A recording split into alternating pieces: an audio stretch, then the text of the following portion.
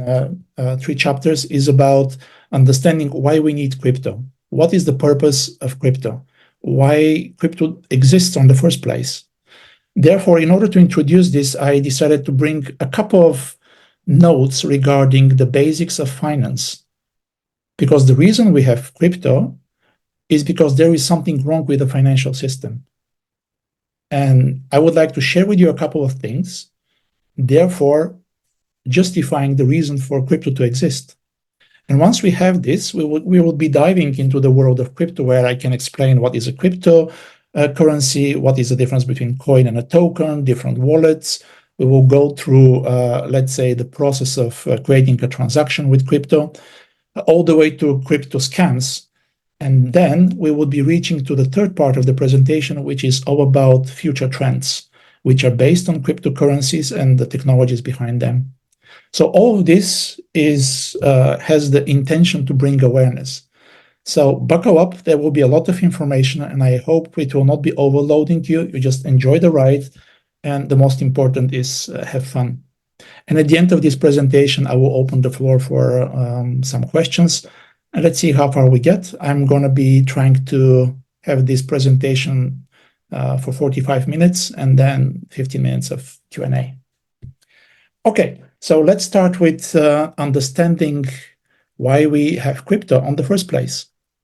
And for that, I would like to bring to your attention a couple of common terms which are from the financial, let's say, domain. And by explaining those terms, we would be hitting into the meat on the bone when it comes to cryptocurrencies.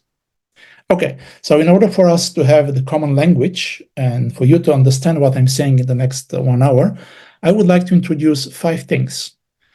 So the first thing is what we call an asset. A very related term next to the asset is liability. Then I would like to share with you an understanding about what is a store of value and how it is related with the current financial system and the crypto financial system. What is the definition of a money and how money are different than currencies? So let's dive in.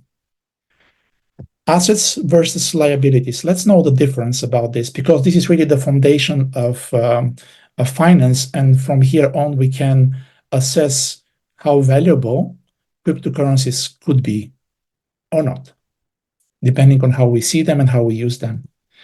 So when we talk about assets, we are talking about resources or things that we own. These are things that produce value. In a broader term, they bring income. Examples for assets are those that you see below.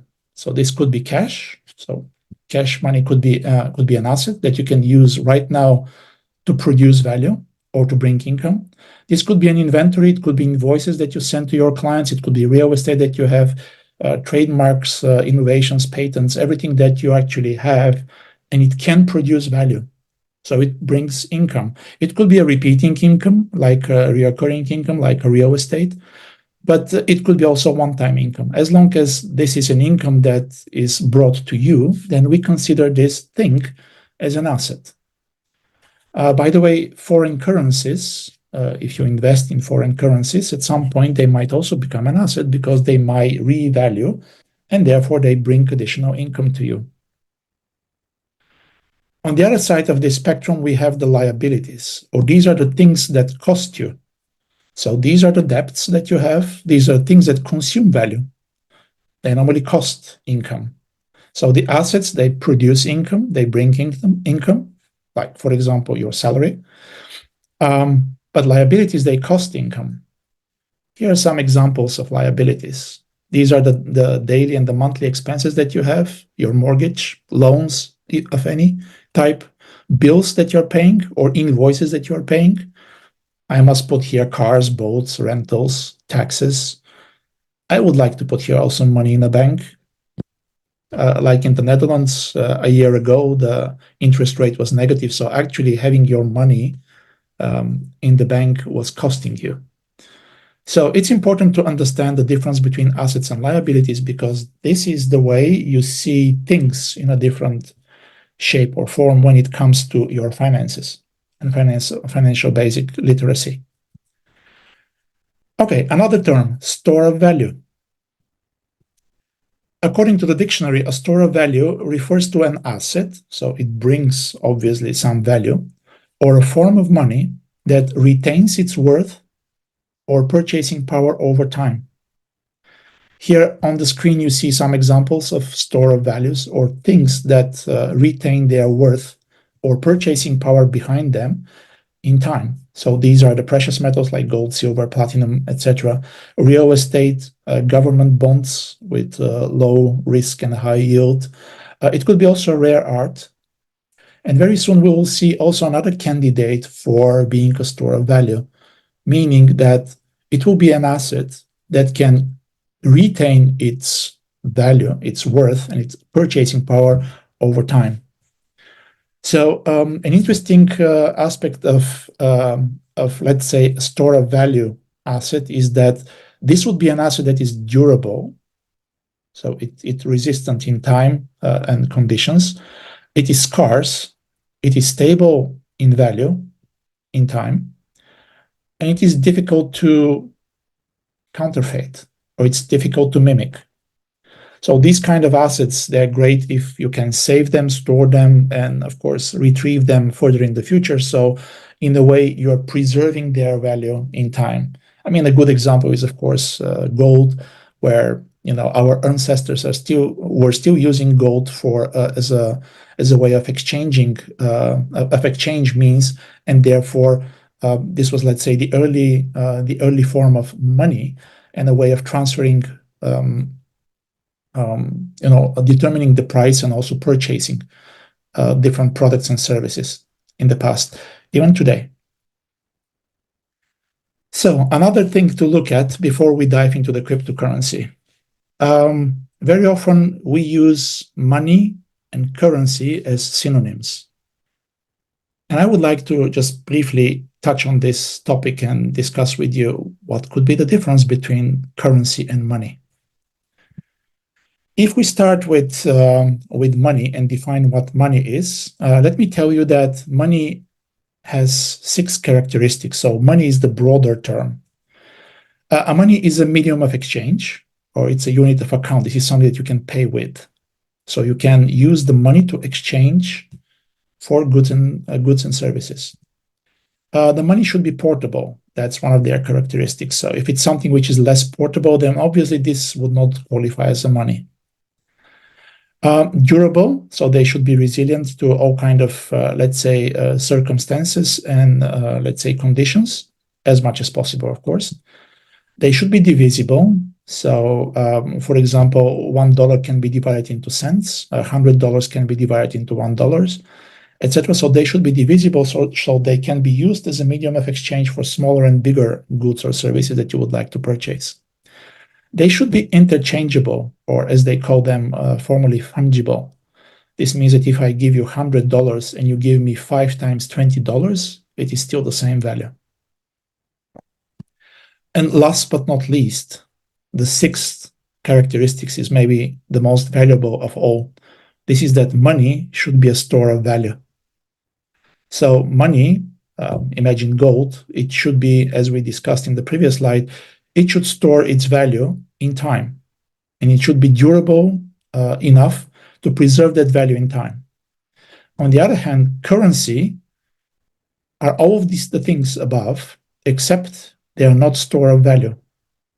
And currencies are those coins and paper money that we're using on our daily basis, on our daily life, in our daily lives. These are the currencies that we are using to purchase goods and services, and we feel through them inflation, not because the goods and the services are getting more expensive, but because our currencies cannot retain their value for longer. That's why it looks like the goods and the services are more expensive, but actually what happens is that the currencies with which we are purchasing these goods and services, they're losing their value. And that's the biggest difference between currency and money. So let's hold on this thought. And let's connect now all the 4, which is assets, liabilities, currencies, and money. So you see that currencies and money, they can be assets as long as they bring income, or as long as they produce income, as long as they produce something of value. So this could be cash, this could be savings, it could be, again, foreign currencies that you might expect that they would change their value one way or another. So a currency at the moment can be actually a real money and an asset in the future. On the other hand, the same things, money and currencies, can be liabilities. So if you need to pay your loans, then obviously this is costing you, and normally it costs you currency. But if you can't really have currencies to pay your loans, then you need to use your money. Then at that point, your money becomes a liability. I also put here in a question mark, like your money in a bank, whether they really are your asset or liability. Definitely they're an asset, but not for you. They're an asset for the bank, because they use that money to lend them to other people, and therefore they produce income, or they produce result, they produce value. So it is a little bit, how to say, it is really relative, like how you look at these two concepts of money and currency from the prism of assets and liabilities. Okay, and the last one, before we dive into cryptocurrencies. Some of you may have heard already the term fiat money and what that could mean. So fiat money, according to Investopedia, is a government-issued currencies that is not backed by physical commodity such as gold or silver, but rather by the government that issued it. So fiat money, in essence, is something that is produced by government. It is blessed by the government, and it has the guarantee from the government that this type of currency or money is worth something. That's why the word fiat, which is coming from Latin, it says let it be done or let it be, literally means so I said. So the government says, so I said that this thing, this paper that you have in your hands, is valued at $100. And this $100 can buy you, let's say, a couple of bicycles, maybe, or a bunch of a loaf of breads. So let's just go to the next part of the slide. When the value of the money, or this paper things that we have in our hands, is based on the trust and the confidence in the government that issued it, and this is not any more money, because most of the times those kind of currencies, those kind of paper things are not backed by any physical commodity such as gold and silver, which is a store of value. So at some point, the government just produces those papers and says, okay, we guarantee that this is worth this and that, but there is no store of value behind. So as you see here from the second paragraph, fiat money have been actually in existence for quite some time, but it was not until the previous century, the 20th century, when most of the countries, they switched to fiat money, meaning not gold-backed money. So we switched to something which is guaranteed only by the government or by some people, individuals, organizations, governments, and they say, okay, behind this paper, that's the value behind the paper. But as you can see, since 1971, the US abandoned the gold standard, so the dollar was backed by gold. So $1 was worth a certain portion of gold. $100 was worth a certain portion of gold. So they were gold backed. And suddenly, after the year 1971, the dollar is not pegged anymore with the gold, which means that it loses the value that the gold has, because it was just a receipt about the worth of the gold, not anymore after 71. So it becomes a currency. Therefore, most of the currencies after this event, they are really representing paper carriers without much of value. Therefore, one of the things that we maybe should take as a moral of this whole story until now is that fiat money are not really store of value. They are actually driving us to the fiat currencies. So fiat money is a sort of a kind of a contradictory term, because money are store of value, while fiat is in a way escaping from the store of value concept. Therefore, what we see in our hands nowadays is currency and not money. Okay, let's see now how this relates to the next topic, which is cryptocurrency. And again, you see here the name currency behind crypto. So are the cryptocurrencies money or they're currencies? And again, remember, what is the big difference between them? The difference between currency and money is whether they are a store of value, whether they keep their value in time. Well, you see here on the screen various types of cryptocurrencies. Bitcoin, of course, being the most famous one and the oldest. I mean, this started leading the trend of cryptocurrencies. And if you read the paper that introduced the Bitcoin currency, so it's called the white paper for the Bitcoin, you would see that one of the primary reasons for existence of this cryptocurrency is to actually challenge the current monetary system, to challenge the current banking system and transfer of wealth from one person to another. The way we do business and the way we transact. This is what cryptocurrency started challenging from the very beginning. So again, according to the dictionary, a cryptocurrency is just a digital or a virtual currency, an artifact which lives in the virtual world on the network, secured by a specific algorithm of cryptography, so it is secured, which makes it nearly impossible to counterfeit or double spend. This is something that is important because once you have this digital, let's say digital token living on the network, one of the important things is that it is not duplicatable. I mean, 1 unit of Bitcoin should be worth 1 unit of Bitcoin, and it should not be easily duplicatable or falsified. Most cryptocurrencies, they exist on so-called decentralized networks. So here you're already facing another term, which is decentralized networks. And these are internet networks which are governed by more than one entity. It could be people, it could be organizations, it could be communities. So the whole idea of cryptocurrency is to be decentralized, or to move away of the centralized power of banks and governments, where the rules of transactions, as well as the money or the currencies that are used for transactions, are governed by a small group of people. Now, this decentralized network is commonly called a blockchain.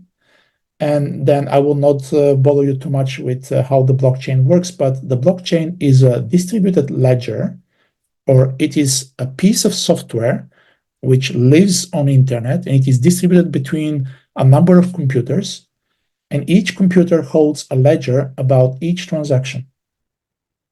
Now, that might seem a bit redundant, like why would I have my personal transaction, duplicated, replicated several hundred times across the globe? Well, the point here is that when you have a decentralized environment, then the level of trust is much higher if everybody keeps the same copy of the event of the transaction. And this is also a way to compare whether this transaction that happened between two people is the same transaction, or there is a fraud in between. So the whole idea of transacting is with cryptocurrencies is that you always have a level of trust, and this is established through the blockchain technology. When we transact cash with another party, the level of trust is pretty high, because the other party is just across, let's say, the table. We are just handing over the cash. They can see the cash. They can, feel the cash. They can count the cash, and they can confirm that the transaction is legit from their perspective. On our side, this transaction is also legit. So we are now having a ledger of two parties: me selling something and the other party buying something. Now, when we are talking about transactions that need to happen across the globe, you would need more than just two people or two parties to confirm that something is legit. That's why we have this decentralized environment, which is based, of course, on blockchain technology, and everything lives on the internet, right? So there is no like parallel network or radio waves, etc. It is all based on internet. Okay, and here is the moment to compare cryptocurrencies with fiat currencies. Now, we already saw that fiat currencies are government-based currencies. So the fiat money are issued by governments. And then the government says, okay, that's the worth of $1. That's the worth of €1. They are not backed by any other commodity of worth like gold and silver, apart from just a promise from the government that this currency is worth something. Now, I'm just going to open a bracket here that, of course, the government has still the right to print as much as they want papers and still say that this is worth something. I digress here. So this is another topic of discussion. But when it comes to cryptocurrencies, a cryptocurrency is a digital or virtual currency which is secured by the cryptography, and it is distributed between different computers. So a cryptocurrency existence normally is not governed by a single person, company, or an entity. The existence of cryptocurrency normally is governed by multiple of those. So you have decentralization on the left side, where things are happening in accordance of an agreement between several parties, and a high centralization when we speak about fiat money or the traditional, let's say, financial system. So this is now the world that we are living in. Since 2009, since the introduction of Bitcoin, we are now introduced to government-based currencies, or the fiat currencies, the ones that we are used to, like all the currencies that we know, and the crypto version of those. Now, the crypto version of those has one major advantage, is that they're decentralized, so they don't depend on a single entity. Now, let's see where this would lead us. So here are the reasons for having and adopting crypto, and then from here I will lead you to how crypto works and how we can use them. What are the possibilities of using crypto? Because I'm getting very often those kind of questions like, where do I buy crypto? What do I do with crypto when I get it? Can I convert it back to fiat money? So let me show you that. So the people in the middle, this is you and me. So we have interest in crypto. Based on what we already know about the definition of cryptocurrencies, one of the reasons why people would like to have crypto is because of this decentralization and the possibility for financial freedom, meaning that you are not bound to governments and countries. This now becomes beyond governments and countries and continents. So it becomes the money of everyone and not the money of a particular country or government. Also, the way the cryptos are created, most of the cryptos, they have a limit, like Bitcoin has only 21 million, and this would be so until another decision is taken by the community, not by a single entity like government, where they can print money more or less on demand. Another reason for having and adopting crypto is the transparency and security. So we already mentioned that the creation of the crypto is happening on the blockchain, which is actually a software over internet. So this already guarantees certain transparency because everybody can look at what is happening on internet. But it also brings a security that whatever happens there cannot be forfeited. It cannot be falsified. Next to this, and this is actually a big advantage, is that as long as you have network and a mobile phone, then actually you can do a transaction with business of any sort across the globe. So as long as you have network coverage and a mobile device, you would be able to transact. So you would be able to do business. Now imagine all of these people who are unbanked, or all of these people who don't have bank cards, or they don't have credit cards, or they don't have bank accounts at all. So for them, this is a big gain because now suddenly they are having something that allows them to do business. So even a farmer in Kenya, as long as they have, let's say, an antenna on their mud hut, they would be able to do business with someone in Western Europe. One thing which is really important here is that it is borderless. So you don't need to, it is not required that when you cross a border of a country, then suddenly you cannot use this asset anymore, this currency anymore. That's not the case. Innovation and technology advancement, that's the point, is that since the establishment of crypto, a lot of other innovations and novelties appeared on the market, and they're all based on this transparency, security, anonymity, and everything that the crypto world is offering. So this attracts people because what they want to do is to base on this crypto technology all sorts of other activities. For example, if I want to, let's say, digitalize my driving license, then the blockchain, which is a layer on top of internet, would guarantee that this document is always immutable. This document is there to be preserved, and this document belongs to me, right? So nobody can falsify it, nobody can claim ownership of it. So the utilization of the blockchain technology, which of course crypto has introduced, is creating so much business cases that very soon almost everything will be based on the blockchain. That's an interesting one. Hedging against fiat currency volatility. What if there are cryptos which are a store of value? Can a crypto be a store of value? Can a crypto be an equivalent of gold? I mean, there is no coincidence that here this icon is like gold-like. Can a crypto be a digital gold, which is actually a hedge against inflation, against crises, against recession, and against volatility that can happen with the current currencies that we have?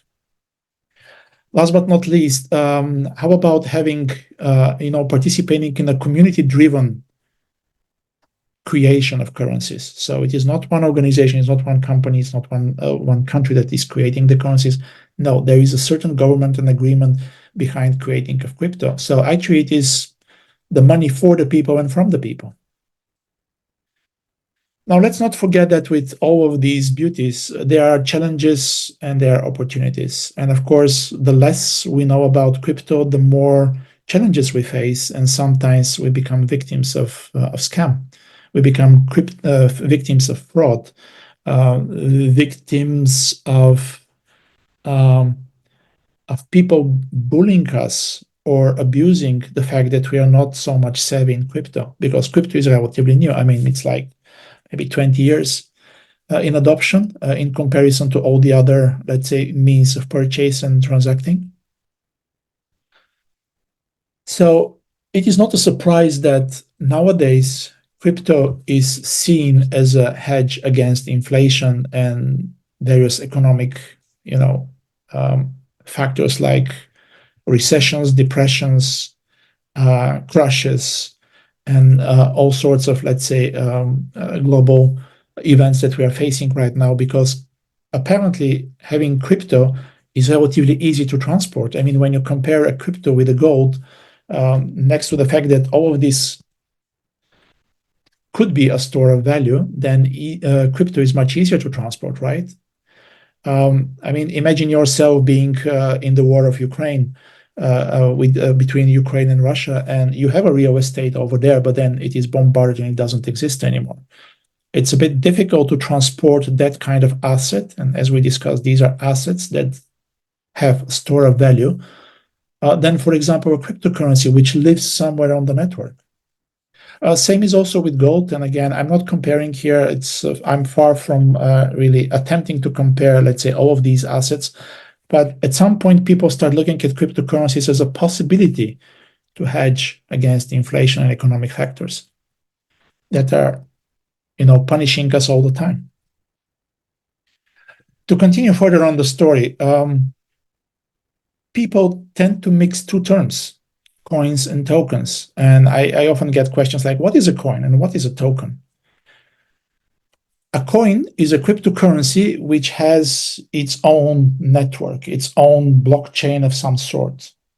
And in order to develop this, like Bitcoin is a coin, in order to develop this, you require a significant resource, budget, skills of people, and effort to create it. So it would take a year and even more to even create one network of this sort on which you can base a coin. So Bitcoin has a network for Bitcoins. Ethereum, which is another coin, has network for Ethereum. This is where the coin exists and it is used on this. So it is like having different ways of, let's say, purchasing power on different tracks to use them. And in order to create those tracks, you need to have budget, resources, skills, and time. The use of coins is mostly in the form of digital currency. So they are normally used for, let's say, transacting and financial, exchange. But they're also used as a store of value. Like, it is no surprise why Bitcoin is called digital gold, because we have only that much that can be produced of those Bitcoins. So they're in a way they are scarce, like the gold. Again, you can always argue that, well, even if we deplete all the gold on Earth, we can still find an asteroid somewhere where we can find gold. What about the moon? Maybe there is also gold. Well, Bitcoin, as we know, is only 21 million that can be produced. And again, until the community decides otherwise, that's the scarcity that we are facing.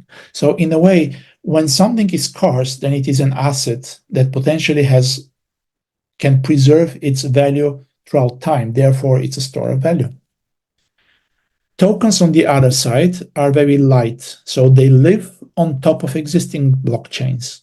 So all these examples that you see here, they are tokens, again, cryptocurrencies that can live on the infrastructure developed by one of the coins. So, for example, every one of these that we see here, they live and they utilize, they leverage the functionality which is available on these blockchains here. They require much less effort and skill to create. And I'm telling you this because once we talk about, let's say, crypto scams, most of the crypto scams happen from people who are very crafty and they develop tokens which look very much like the original highly adopted tokens, and then people get fooled. I was a witness, and I created a presentation about crypto scam where a friend of mine was really scammed by fake tokens. So creating a token is not a big deal. I mean, you just hire a couple of people from Philippines or India or China, and then they can create a token for you that lives on the blockchain of a coin in a matter of a couple of days, even a week. Tokens, of course, when they're created with purposefully, they serve different goals and objectives. They are mostly used for enabling different sorts of services. Some of these tokens are also used as utility tokens, so they serve certain purposes, like they can be used as representative of assets. They provide certain value in a specific ecosystem. For example, they could be used as tokens in a game. They can be used as loyalty points. They can be used as, let's say, identifying certain pieces of art, right? So the new guys, welcome again, and please mute yourself so we can proceed further on. Yeah. Thank you. I often face this question, like, how many tokens and currencies we have? Well, there are many. And this graph here is just a representation of how many we have registered. I mean, and these are the registered ones. So you see that it's above 8,000 until the end of the last year. And of course, this is a very dynamic picture. I mean, if I share the same picture tomorrow, it will be different. But the answer to the question, how many, is many. We don't need to know all of them. We don't need to deal with all of them. The most important is that once you understand what cryptocurrencies are, you can decide how to use them and why you use them. When it comes to popularity, what are the most popular cryptocurrencies? Well, you already may have guessed that Bitcoin is one of the most popular ones. And when you have a website like CoinMarketCap, where you can track and trace all the cryptocurrencies and the projects behind them, you can already have an idea about the value of this cryptocurrency against the dollar. So this site here compares a cryptocurrency against one of the currencies that are most popular, and this is the American dollar. Of course, a website like this allows you to switch between currencies, but the point is that we are comparing here digital assets against fiat currencies. From this picture here, you can also see how much those digital currencies are used. So the fact that we have this number here, which is like close to 1 trillion, even more. Yeah, close to 1 trillion means that this is the amount of money that is already put in circulation behind only one of these cryptocurrencies. And that's a big number. I'm not going to spend too much time here on this one. On this screen here, you can see, of course, coins and tokens. So Bitcoin is a coin, Ethereum is a coin, but this one here is a token. So a token means that it lives on the network of an existing coin. Okay, here is the interesting part. So what is a cryptocurrency transaction and who is involved in this? And here we would be talking about some fundamentals. So when we are transacting with money, we normally have a sending party. With normal currencies or money, we have a sending party and we have a receiving party. So on this picture, I'm representing the sending party as a male figure with a wallet, and then the receiving party is a female figure with a wallet. So the wallets, of course, when we talk about digital wallets, they are not really looking like this. We will talk a little bit about digital wallets in a second, but this is where we store our currencies. This is for the time being the explanation. So the sending party will try to send cryptocurrencies over the network to a receiving party. Receiving party also in return can send back either a receipt of receiving, or they can also send cryptocurrencies back to the previous party. All we know, this is actually happening in the blockchain. Remember that the blockchain is actually the one that facilitates this transaction and records every transaction. So this happening, this event is recorded as a transaction.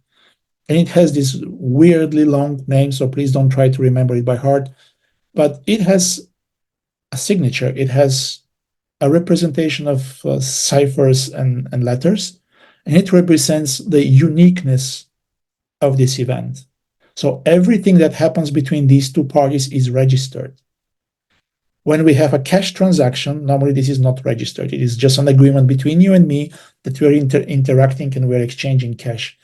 Nobody knows about this transaction. The benefit of having crypto transactions is that everything is registered. Therefore, moving further with the characteristics of the crypto transaction, every one of these transactions is immutable, so nobody can change it.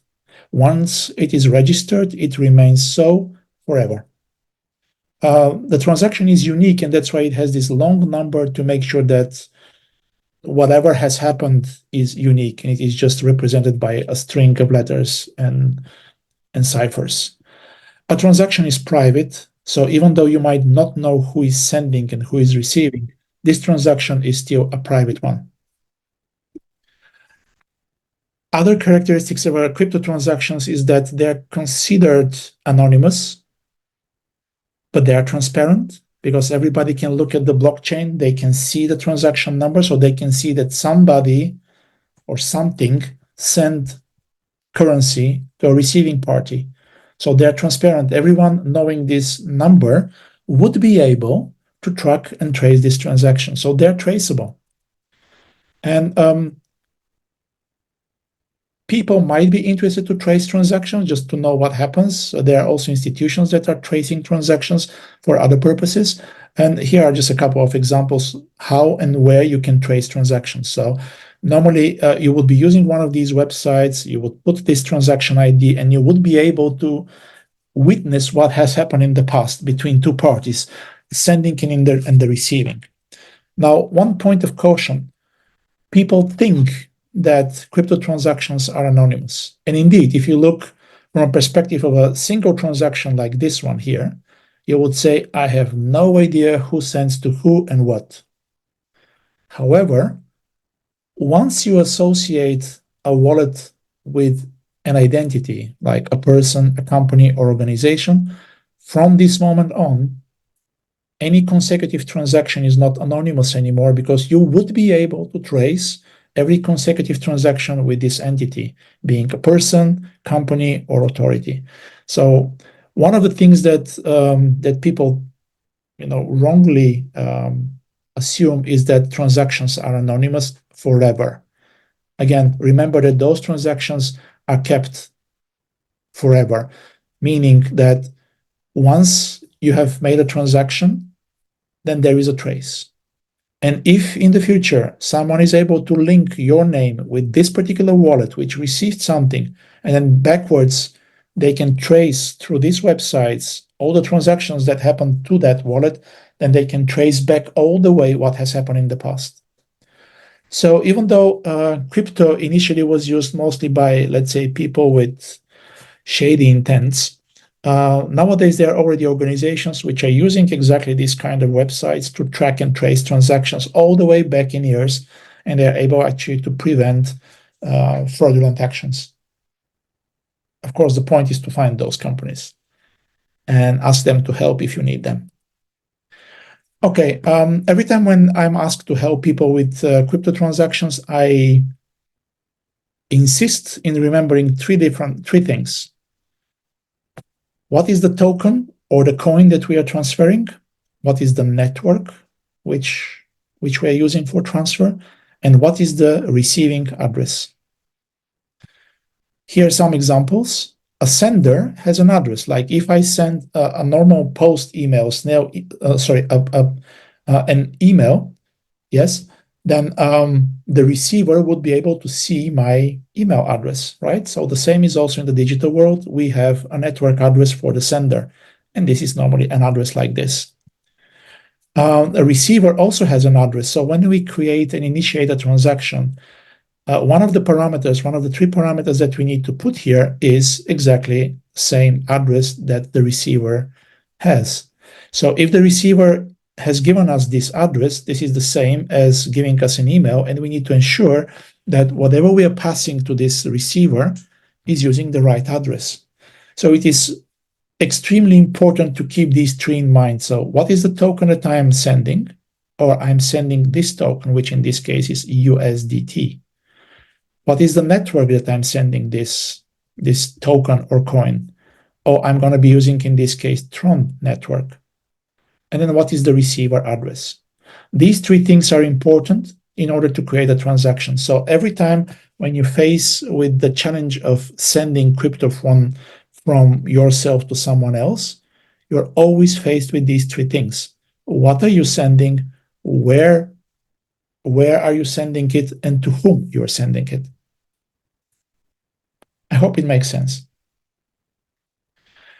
Okay, now we are moving into the next part, which is crypto transactions and the big picture. So who are the main players when we have a crypto transaction? So we have these participants here, and I will start decorating them with their role into the game. So a crypto user, you and me, we have the intention to use cryptocurrencies, maybe invest in them and generate revenue. Maybe we live off crypto. Then we have a bank where we keep our money or the fiat currencies. This is where we receive our wages, our salaries. Maybe someone is paying to us via a bank transfer. This is this player here. Then we have something which is called the software wallet. And this software wallet has an interesting function called an exchange, and it will be the one that is able to convert normal fiat currencies, to crypto. So it acts as sort of a bridge between the bank world and the crypto world. So this participant here would take the role of exchanging. So it is like a currency exchange. Only it bridges the world between fiat currencies and crypto. It also has the opposite function, which is from crypto back to bank. So these kind of wallets and these tools here, they help you to really exchange your normal currencies to crypto and backwards.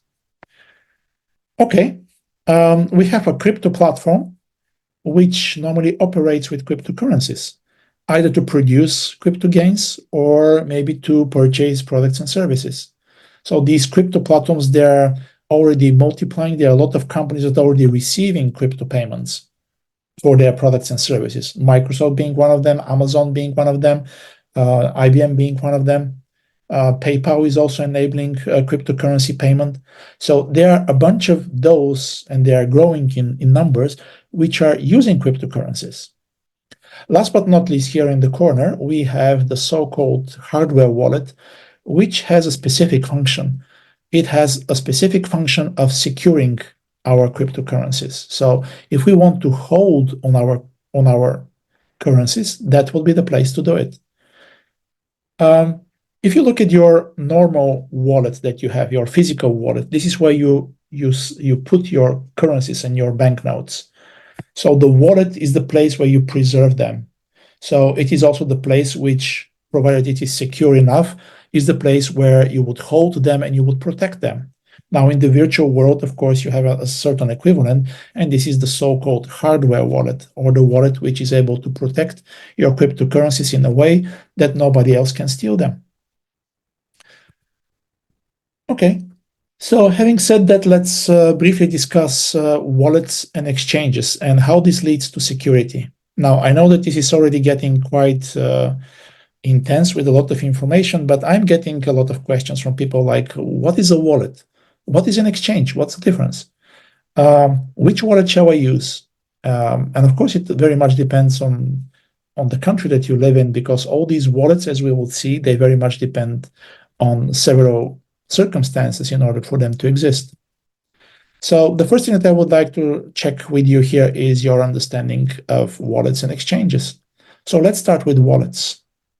Like with your physical wallet, it is a place where you would be keeping your currencies. In the digital world, a crypto wallet is a software piece which lives on the network, and it enables you to send, receive, and store cryptocurrencies. So your wallet, digital wallet, will allow you to send, to receive, and also to preserve, to keep. Of course, a wallet is a protected environment, which means that you have access to that wallet via a set of keys or passwords, encryption, etc. Like a normal wallet, it allows you to be the owner of what is within this wallet. Now, in the digital world, when you send crypto from your wallet to another wallet, you're not really sending something. Nothing is really like moving. The only thing that is happening is that you are changing the ownership of that thing on internet. So instead of you being the owner of that thing, this cryptocurrency, when you create a transaction and the transaction is passing successfully, what is happening is that the ownership of this token, coin, or digital asset changes.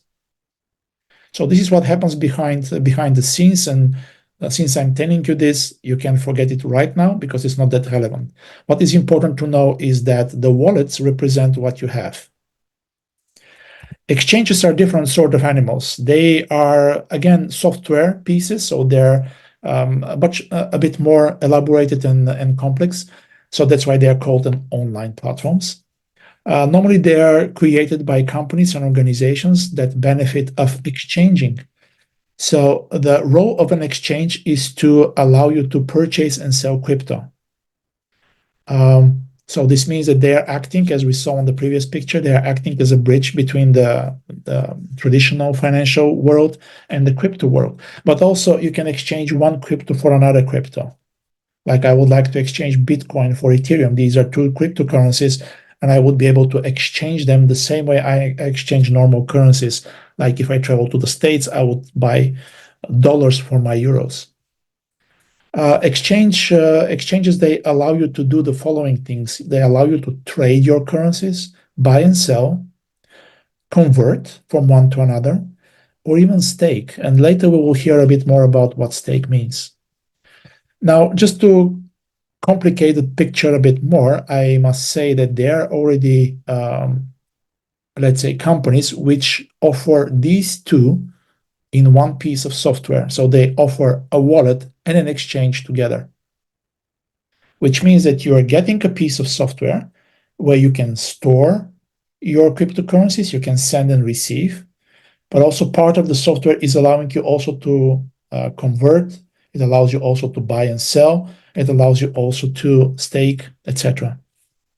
So it's not a surprise that when we talk about wallets and exchanges, that normally this is just like one piece of software. Most popular exchanges, and this is where people normally ask me, okay, so which exchange or wallet should I use? Well, depends very much on your preference in your country, but there are places to see what are the most popular exchanges, and of course it depends how these exchanges operate. But here on this picture you can see the most popular ones. They are sorted here by level of trust and utilization, and also you can see what currencies, like normal fiat currencies, they support. I mean, you can see that this one here, for example, doesn't support USD. So they don't support the American dollar for one or another reason. So if you're in the States, you would not be able to use, for example, that exchange. You need to consider something else. Okay, moving on. Hot and cold wallets. This is a story that I would just glance very quickly, because hot and cold wallets very much touches upon the security element of owning and dealing with cryptocurrencies. Remember that most of the times the fact that we get scammed, the fact that we get uncertain about where is our crypto, the fact that someone else is holding our crypto is because we are not really yet understanding how to be secure in crypto. So this slide here, even though I'm going to be glancing over it, is really important because it reveals your intention of how serious you would like to be with crypto. So a hot wallet is the wallet which is based online. So these are the wallets and the exchanges that I was just talking about. These are the ones that are pieces of software. They exist somewhere online, and then you can create an account there and you can start using them where you can store your cryptos. Now, how secure are they is another question, but normally they provide a decent level of security. They provide an ease of use, and of course, they provide some customer support behind. Now, when it comes to the cold wallets, they are really physical devices. So they look like this. So they are physical devices where you store your cryptocurrencies, and you can use these physical devices also to send and receive cryptocurrencies. So these cold wallets or hardware wallets, they are normally they are not living online; they are just offline. So once I disconnect my wallet, then I would not be using it anymore, and this is not vulnerable anymore because I'm not connected to internet, so no one can really reach it from outside. So here I have listed some benefits and pros and cons for the different types of wallets. So for the hot wallets, I'm going to be just briefly say here, because this could be another discussion on its own about what wallet to select for your own use of cryptocurrencies. I would say a mix of both. The hot wallets, their benefit is that they're highly convenient. They are accessible from internet. So at the moment you hook up your mobile phone, your wallet is there and your crypto is online. Of course, they're less secure because they're prone to attacks. So all of these crypto vagabonds and crypto gangsters, they of course attack the online-based wallets, and they try to penetrate, and they try to steal, they try to abuse, and they try to hack. Which means that you are in a way giving your precious, crypto to another party to take care of them. It's like giving your own cash to the bank and trusting that the bank will do something on for your benefit. The cold wallet, on the other hand, is much more secure because the moment I unplug it, then it's not online. It's not accessible for all of these gangsters that want to access my crypto. They're an excellent security. They are working like your treasure or safe box that you have in your house or buried in the garden. Of course, if you forget the keys or if you lose your keys for those wallets, then nobody really can recover anything that is within them. With very few exceptions that I have heard of recovery, a lot of people have lost their crypto because they lost access to their hardware wallets. Again, this is another discussion. So when I interact with people and they tell me, okay, I want to start with crypto, normally we have this discussion like, okay, what is the intention behind you dealing with crypto? Is it like just playing? Is it like investing? Is it like holding because they're a store of value and you believe in that? Then the advice would be to use some of the, let's say, hot wallets like those, or some of the hardware wallets. So for the moment, I'm using Trezor. I'm also having a Ledger. So I have certain experience with them, and they're based like their hardware that you plug to your computer, and then this is the way you access your crypto. Okay, some security tips here, and I'm then moving to the more or less the last part of the presentation here. I know that you might be tired, but please bear with me. Some security tips, and the reason I'm using this slide here is because it is not only to buy crypto, it is also to make sure that you understand the vulnerability that you're exposed to if you don't take any precautions. It is like living a bulk of gold in front of your house, hoping that nobody will touch it. It's like you have it, you bought it, but you put it in front of everyone so everybody can reach it, unless you take some precautions, some measures. Right. So here are some security tips when you deal with digital wallets that hold your crypto. Don't put all your eggs, cryptos, in one basket wallet. So consider using a couple of wallets. And most importantly, if you want to become serious in crypto, consider buying a cold wallet, a hardware wallet, and create for yourself a strategy how to use this wallet. And I will show you a couple of them. Always back up your wallets. Being software or hardware wallets, always make sure that you know your passwords, your keys, and they are safely stored. Be careful with your mobile device. Many of the wallets are mobile based. So on your mobile, you can download an app and suddenly you have a wallet where you can store your crypto. Now, you know the vulnerability behind your mobile device. If you keep it unlocked, if you keep it open, you give it to someone else, or you just click on a link and they are able to reach out your mobile device for whatever reason. Be careful when you operate digital wallets with your mobile device.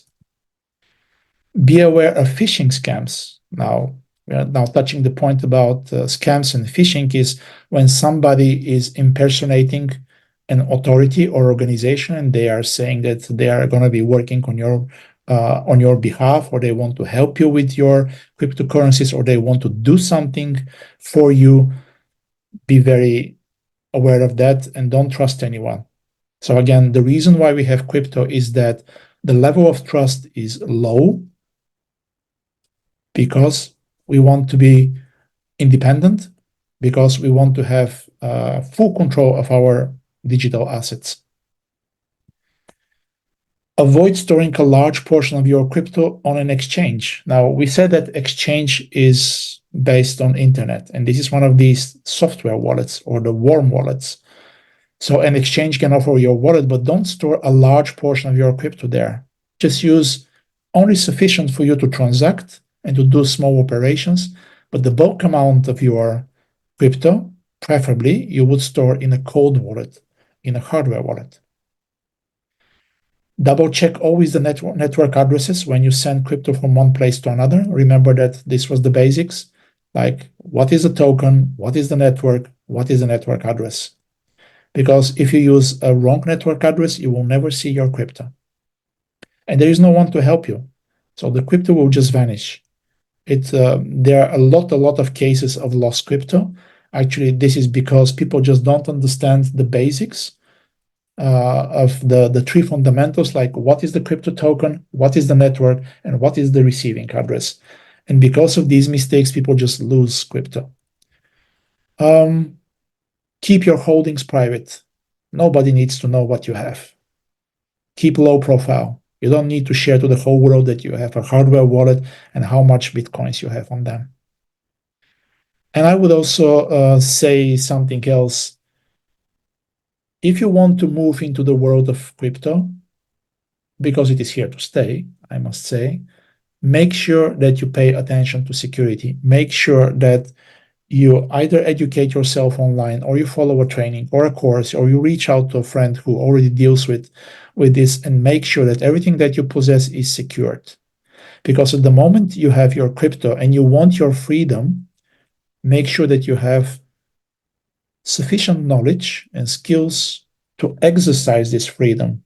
Freedom is not free, as we say. So if you want to act as a bank, you need to fulfill the responsibility of a bank, meaning being protected, meaning that if you screw up, there is no customer service to call. So a certain education is needed, and I'm not trying to scare you. It's just the point that once you want to assume this kind of responsibility, you also need to assume the responsibility to learn. And that's why we have sessions like this. And the section about how we earn and spend cryptocurrencies. Okay, so here is the $1 million question. Are cryptocurrencies a safe investment? I would be able to keep this slide open without adding anything here, because it depends very much on your perspective. According to Investopedia, cryptocurrencies have attracted a reputation as unstable investment due to the high investor losses, due to scams, hacks, bugs, and volatility. So cryptocurrencies as technology has nothing to do with them being safe or not safe. The point here is that they're unstable investments due to the due to the fact that they're complex, and due to the fact that people just don't understand how to use them properly. That's why they expose them to be vulnerable. Again, imagine the situation with the gold that you leave in front of your house. You have purchased something of value, but you leave it unattended, or less covered, or less protected. And when you don't understand the, let's say, don't understand the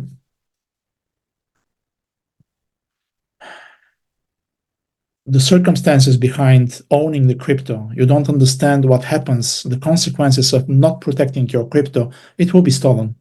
That's why people perceive cryptocurrencies as unsafe. The more you learn about them, the more safer they become. So whether a cryptocurrency for you is a safe investment or not very much depends on your preparedness. So my answer to you would be, regardless of what Investopedia is saying, if you learn something and you master it, then it becomes much more safe and much more protected than anything else. The same is true for everything that we do in our life. I mean, if you are attempting to drive a car and you never drove a car, how safe are you going to be feeling?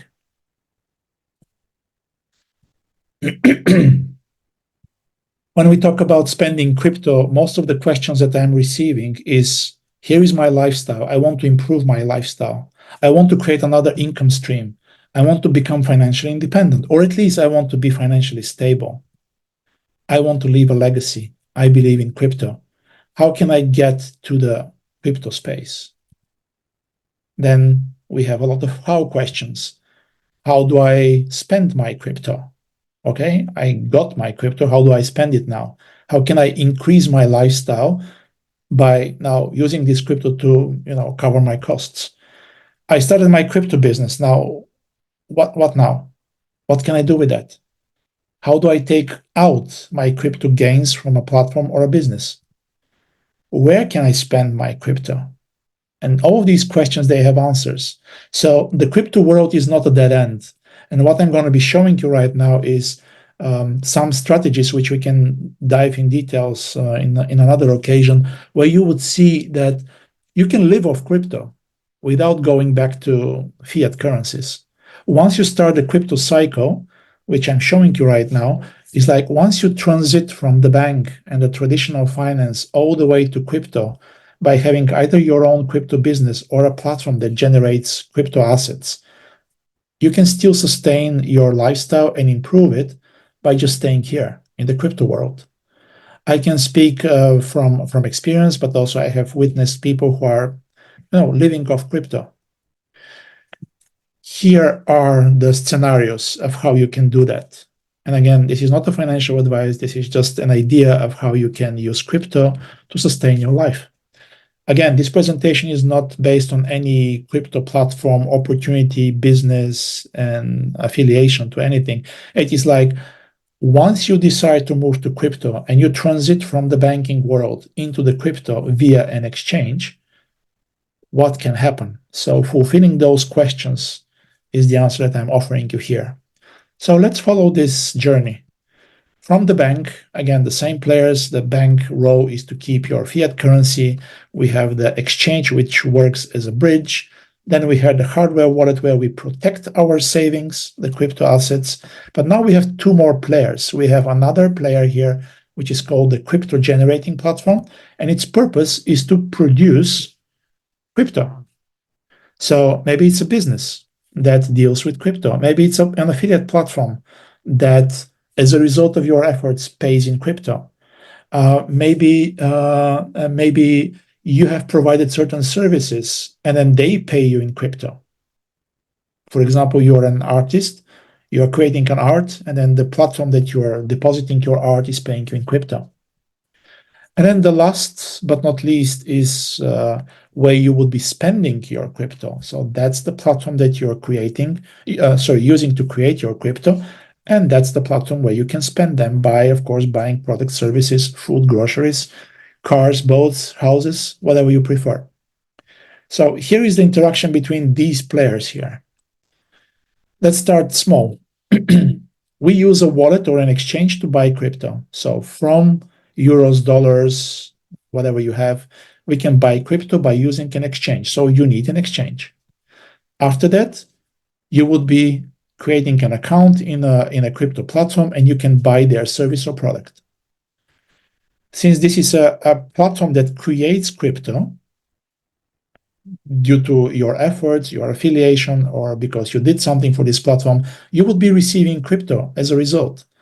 So you have sent some crypto and you have received some crypto. Now you can use this software wallet here to preserve your cryptos because it's an exchange, but also it's a wallet. So it is 2-in-1. That's simple, right? And if you really, really want to bring back your assets back to the banking world and to the fiat world, you can still use the same piece of software to convert your gains back to bank, and you can close the loop. So you can stop here.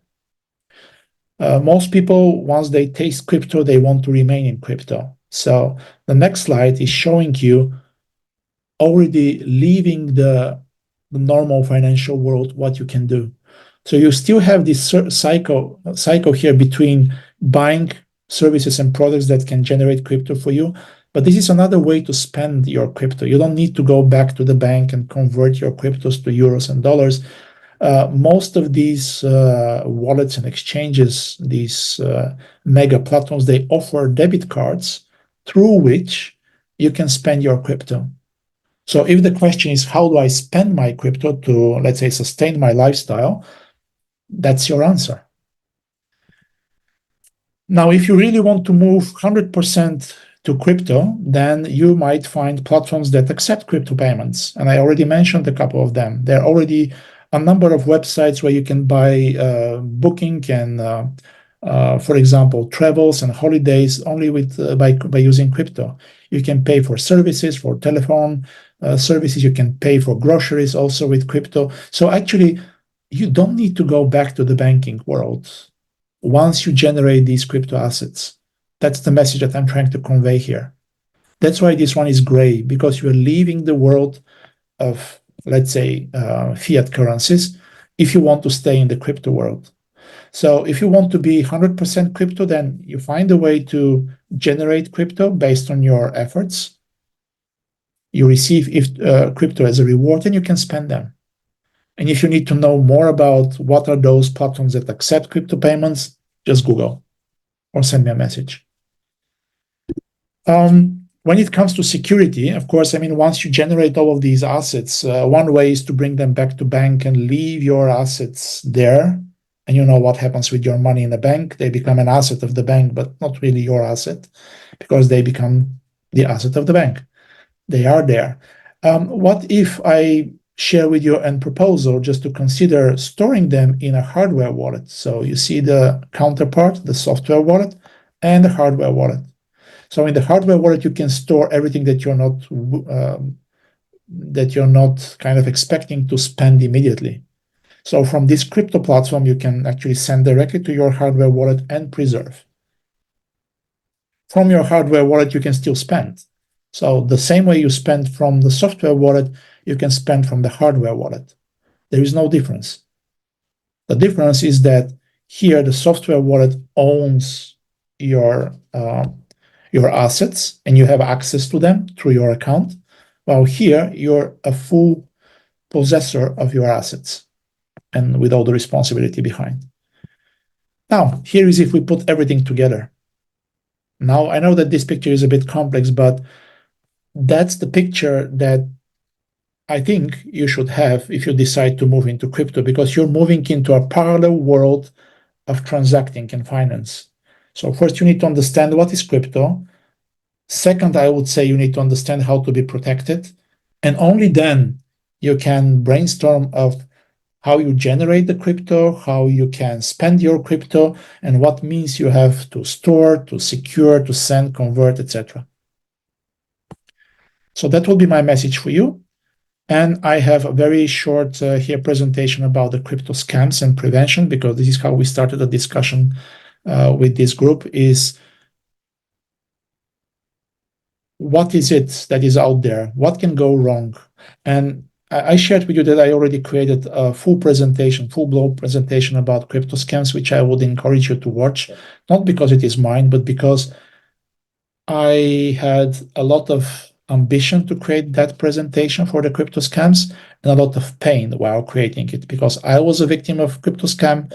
And when I saw and heard so many people being scammed, this inspired me to create this other presentation, which is also a separate education module about how to uncover crypto scams and how to prevent yourself from even falling into these traps. So here I'm presenting to you a very light version of that, just so that we can connect the dots, right? And the dots are, when you leave your assets unattended, they will be stolen. It's not a matter of if, but it's a matter of when. It's a matter of time. So with a lot of pain, I would like you to still hold on to that a couple of slides here and be with me until I share this, because I know that it might be a burden for some of you.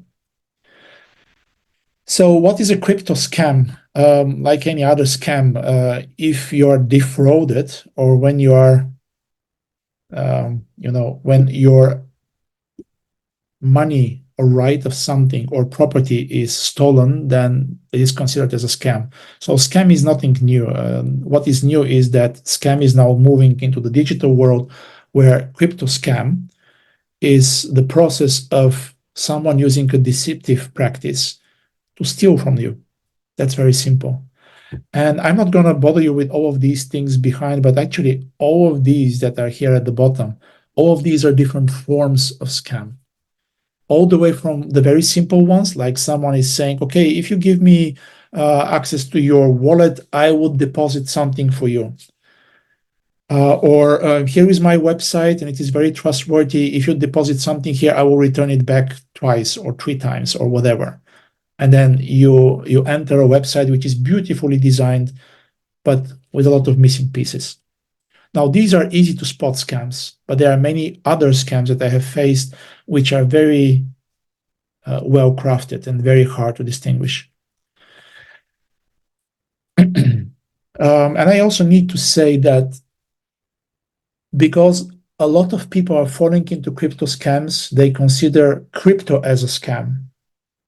So please distinguish here these two things.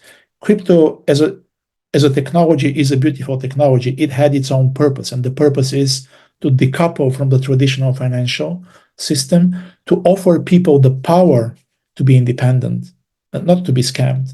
So crypto as a technology, as an initiative, is not a scam. The way people are using crypto would lead to scam. And of course, people who are smarter and a bit more tech savvy, They're abusing this technology and the vulnerability of people, the lack of knowledge of people, to steal from them. So this is a very low level activity with a low frequency, which generates a lot of negativity and a lot of pain. So if you remember this picture here, the sending party, the receiving party, and a transaction, what a transaction is, when we look at this particular picture and we ask ourselves the question, what can go wrong? All of these elements of the transaction can go wrong. So if we start with, let's say, the transaction, so a sending party is sending something to the receiving party. So someone is on the phone and he or she says, okay, send me something in return of whatever benefit. So this transaction can be intercepted by a malicious actor here.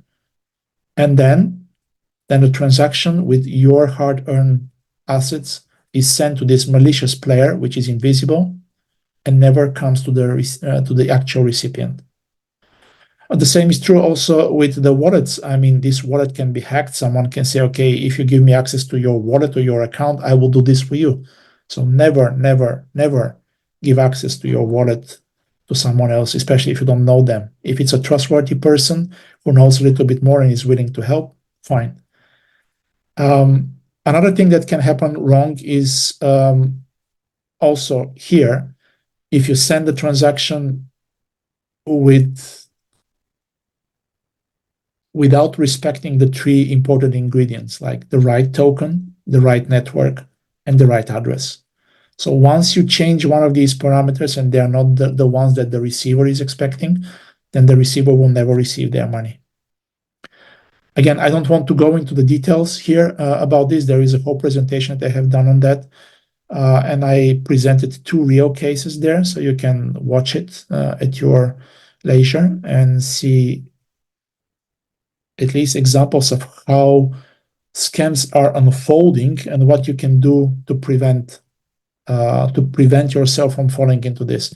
So that's why I allowed myself here to present you a checklist that I am using when I'm evaluating a new crypto business or a new crypto opportunity. Being a cryptocurrency or a crypto business, I always use this kind of list to go through and check this business and see if it makes sense to me. If any one of those is not fulfilled, and I have a little bit more than just this list of 7 steps, then this is a red flag and I don't join it. Not anymore.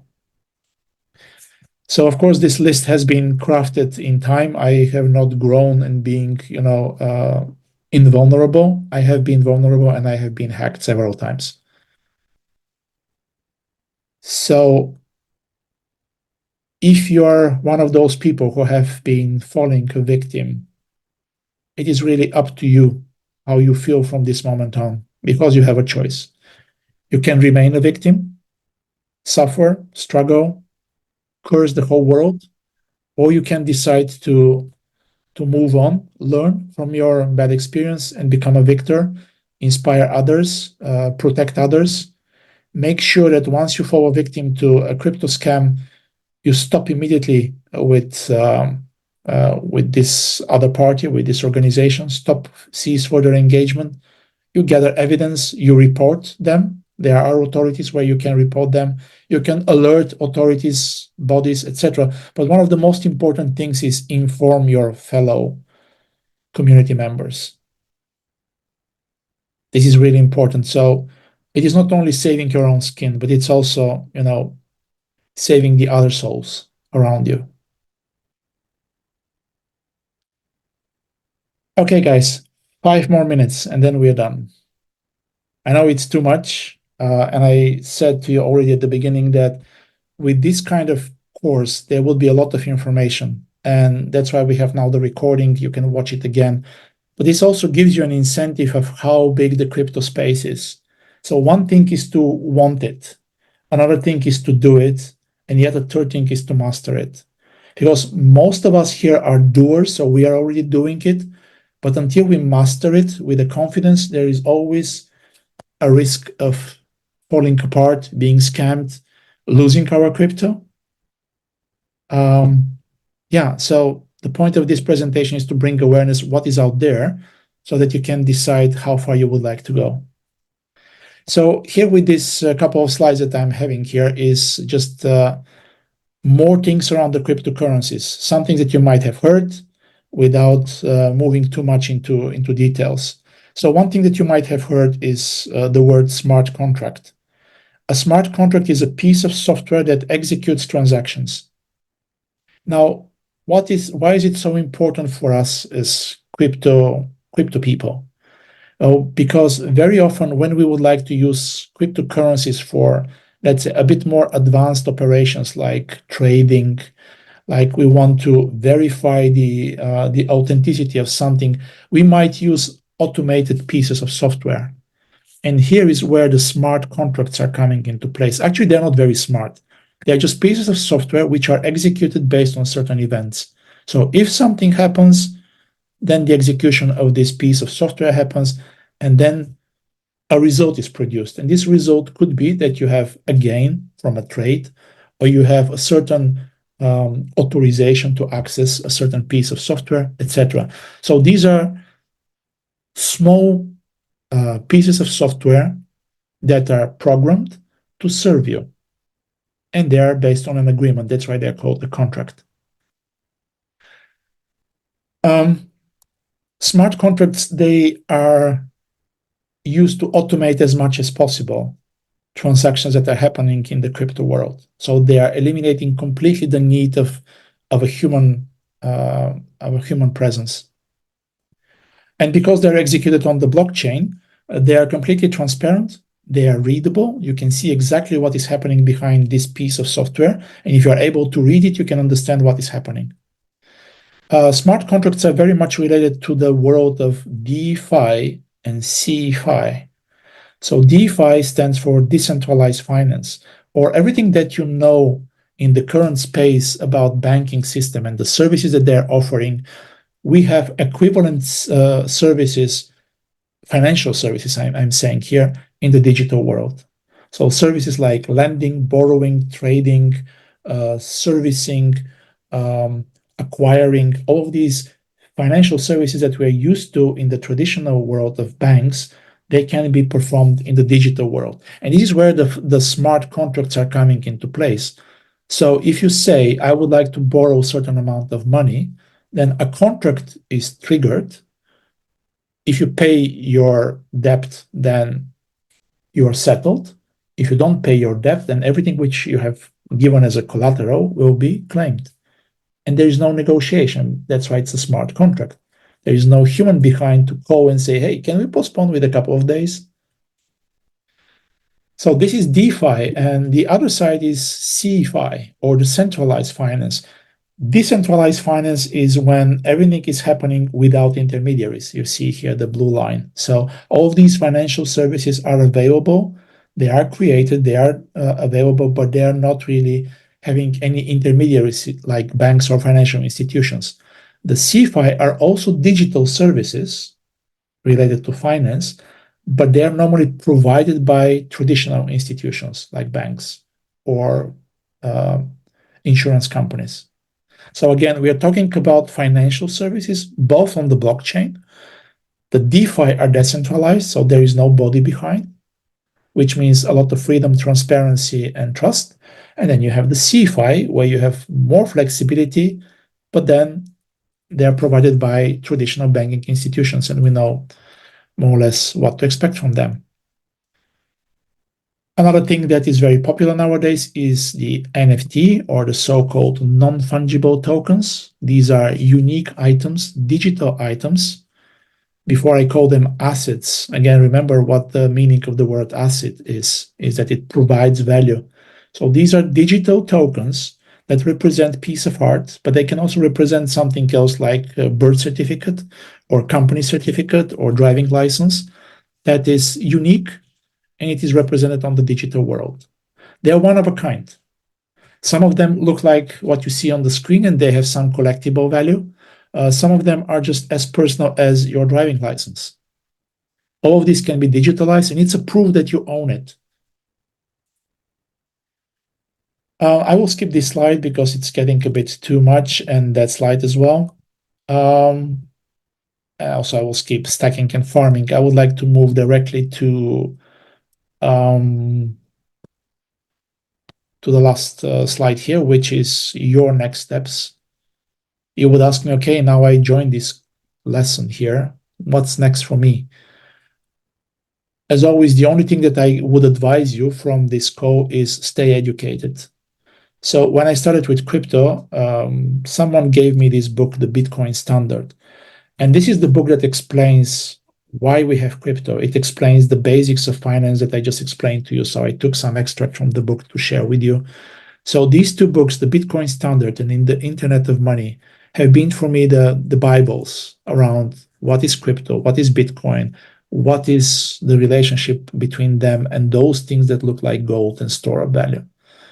So my advice would be those books are available online for free. If you Google them on YouTube, you will find them for free. You can listen to them and you can really, really prepare yourself for the world of crypto. And with this, I would like to thank you.